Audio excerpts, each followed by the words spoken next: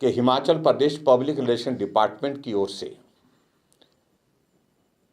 2-3 page चला के रखे हैं। पब्लिक रिलेशन डिपार्टमेंट का काम जो है पर्टिकुलरली जिस एजेंसी को दिया गया है गवर्नमेंट की ओर से हायर की है, जो मुख्यमंत्री के सारी योजनाओं का सारी इनका प्रचार का काम दिखेगी।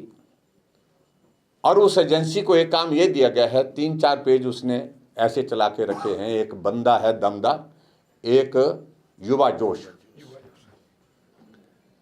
जो फेक पेज चला रखे हैं। दोनों पेजों के खिलाफ एफआईआर शिमला में भी दर्ज है, दिल्ली में भी दर्ज है।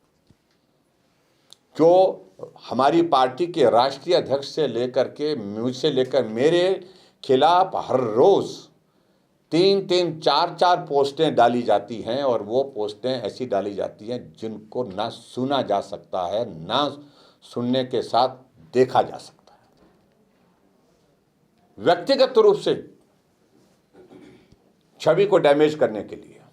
और मैं मुख्यमंत्री को चेतावनी दे रहा हूं, हम सारा रिकॉर्ड कंपाइल करके रख रहे हैं। कोर्ट में भी जाएंगे, आपको पार्टी बनाएंगे।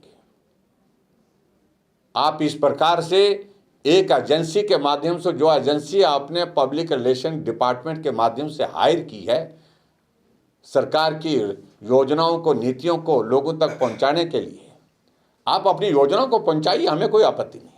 लेकिन वही एजेंसी इन सारे पेज को चला रही है जो हमारी छवि को जो है वो नष्ट करने के लिए लगा के रखा हुआ है।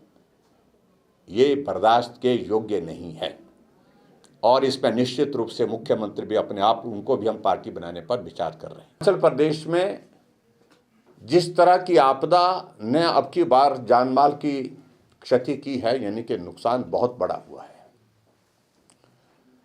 पूरा हिमाचल प्रदेश अपने हाल पर मरने के लिए छोड़ दिया गया है। हिमाचल प्रदेश की इस वक्त सैकड़ों सड़कें ऐसी है जहां पिछले 4 महीने से बस नहीं चल पा रही है, गाड़ियां नहीं चल पा रही है, बंद है तो बंद है। उनको रिस्टोर करने के लिए कोई भी प्रयत्न जिस प्रकार के होने चाहिए थे वो नहीं हो पा रहे। चिंता का विषय है कि अब इस आपदा के बाद जिस प्रकार से मौसम ने करवट ली है, एकदम सर्दी का मौसम शुरू हो गया। आज भी और पिछले कल भी आप देख रहे हैं कि बहुत सारे हिमाचल के इलाकों में बर्फबारी हो गई है। बहुत सी जगह जो है बारिश के कारण टेम्परेचर एकदम नीचे हो गया है, डाउन हो गया है। और जो लोग अपना घर खो गए हैं, वो किस हालात में रह रहे हैं, मैं इस बात को देख करके सचमुच में चिंतित हूं। जिन परिवारों के घर चले गए हैं, अच्छे घर में रहते थे, सुविधाओं के साथ रहते थे, इस बार सर्दी का मौसम उनके लिए जानलेवा। और हमने ऐसे देखे कल कि जो शटर के नीचे, शटर जो होता है दुकान का शटर है, तो उसमें रह करके अपना जो है वो समय निकाल रहे हैं। लोगों के घरों में, रिश्तेदारों के घरों में रह करके, सरकारी भवनों में रह करके जो है इस वक्त जो है अपना गुजारा कर। चिंता का विषय है।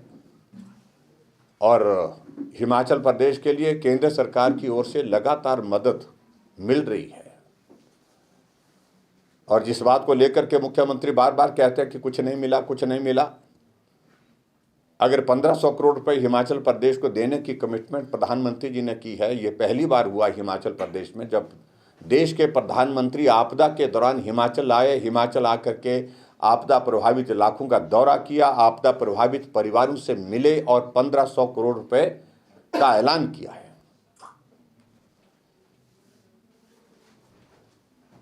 तो सरकार को उस तरह के, उस स्तर के प्रयत्न करना चाहिए प्रदेश सरकार को कि आपदा प्रभावित इलाकों में हम सारी सुविधाओं को रिस्टोर कर सकें। मुख्यमंत्री जी आपदा के बाद दूसरी आपदा यानी कि हिमाचल प्रदेश में सर्दी का मौसम आ रहा है, और उन परिवारजनों के बारे में आप चिंता करें जिनके घर चले गए हैं। उनको मदद करने के लिए उनके लिए हमने कहा था, आपने घोषणा की थी, आपने कमिटमेंट की थी, हम अस्थायी व्यवस्था करेंगे। मेक शिफ्ट अरेंजमेंट के अंतर्गत जो है थोड़ा जो है टेम्परेरी शेड जो है वो शेल्टर होम के रूप में हम उनके लिए बनाएंगे। लेकिन ये सारी की सारी बातें ही रह गई।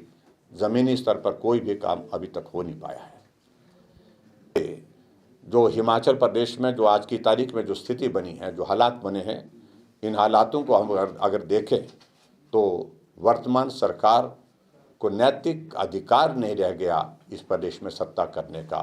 चारों तरफ अफरा तफरी है और ऐसे हालात पैदा कर दिए और मुख्यमंत्री सिर्फ एक काम में लगे हैं, कोई उनके खिलाफ आवाज़ उठाता है उसके खिलाफ मामला दर्ज करते हैं। मशीन की चाबियां लेकर के उसको सीज कर दिया गया और एफआईआर करने के बाद काम रोक दिया गया। विचित्र स्थिति ऐसी है और ये एफआईआर का दौर सराज विधानसभा क्षेत्र के अंतर्गत आपदा के दौरान भी रहा। कितने लोगों के ऊपर एफआईआर दर्ज की और अब तो छोटे छोटे बच्चों को भी बख्शा नहीं जा रहा है। दाड़लाघाट में एक कार्यक्रम हुआ, 1.5 घंटे पहले अनाउंसमेंट कर दी, बच्चों को कहा कि आप आओ खाना खिलाते हैं आपको। 1.5 घंटे तक जब खाना नहीं मिला, बच्चे कुछ उठ कर के चले गए, बच्चे कुछ नाराज़ हो कर के, और कुछ बच्चों ने विरोध किया और विरोध के चलते स्कूल के बच्चों के ऊपर एफआईआर कर दिया। शायद मुख्यमंत्री को ये क्या आनंद आता है किसी के ऊपर एफआईआर करने का। वो बच्चे हमारे देश के हैं, हमारे प्रदेश के हैं। आप उनकी भावनाओं को दबाने का प्रयत्न कर रहे हैं, आप दबा सकते हैं, लेकिन इसकी कीमत बहुत बड़ी चुकानी पड़ेगी। ये मैं मुख्यमंत्री जी को कहना चाहता हूँ। आज हर जगह यही चल रहा है। कोई आवाज़ उठाता है, कोई मीडिया का साथी, कोई खबर उनके हिसाब की नहीं लगती है तो एफआईआर।